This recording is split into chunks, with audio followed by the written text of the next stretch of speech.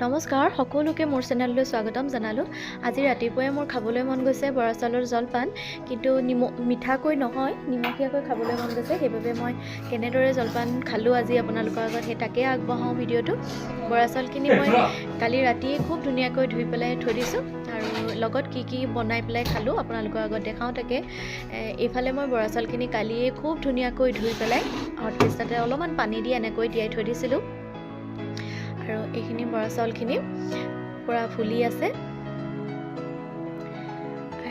এইখিনি এতিয়া মই এটা ডাঙৰ চচপেন লৈছোঁ, তাতে মই পানী দিছোঁ, দুমগ পানী দি দিছোঁ।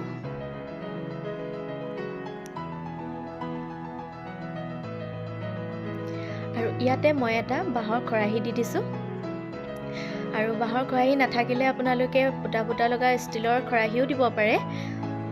আৰু এইখিনি মই এনেদৰে দি পেলাই ইয়াতে মই এইখিনি ঢাকি দিম আৰু 20 মিনিটমান টাইমৰ কাৰণে এনেকৈ ৰাখি দিম। আৰু লগত মই বনাবলৈ লৈছোঁ মটৰ মাহ কেইটামান বইল কৰি লৈছোঁ, আৰু তাতে পানীও দি দিছোঁ। এয়া 10 মিনিটমানৰ পাছত এইখিনি আৰু অলপ সিজিব লাগিব, আকৌ 10 মিনিটমান এনেকৈ ঢাকি দিম। প্ৰায় 20 মিনিট হৈ গৈছে আৰু খুব ধুনীয়াকৈ চাউলখিনি সিজি গ'ল। আৰু এইখিনি এনেদৰে থাকক।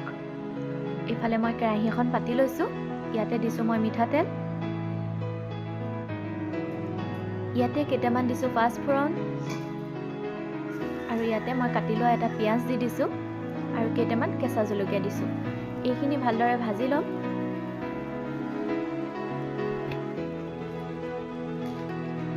ইয়াতে অকণমান খুন্দি লোৱা আদা নহৰু দি দিছোঁ।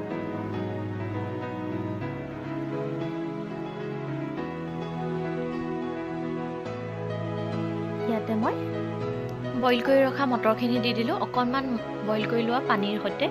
আৰু এয়া দি দিছোঁ ইয়াতে অকণমান গৰম মছলা আৰু ধনিয়া পাউডাৰ, জিৰা পাউডাৰ অকণমান, হালধি পাউডাৰ অকণমান, এইখিনি মিক্স কৰি দিছোঁ। আৰু এই পানীখিনি মই শুকাই যোৱালৈকে ভাজিম এইখিনি।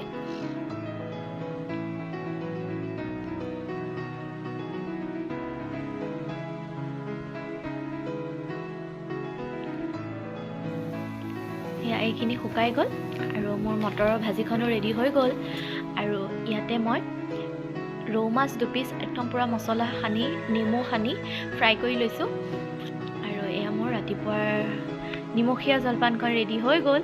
আৰু এনেকৈ যদি কোনোবাই খাই পোৱা নাই, খাই চাব, তেনে খুব ভাল লাগে খাবলৈ, সঁচাকৈ বিৰাট ধুনীয়া লাগে। সদায়নো গাখীৰ আৰু দৈৰ লগত কিমান খাব, গাখীৰ, দৈ, গুড় কিমান খাব, এনেদৰেও কেতিয়াবা বনাই খাই চাব, খুব ভাল লাগে। আজিলৈ ভিডিঅ'টো ইমানেই, আজিলৈ আহিলোঁ, বাই বাই।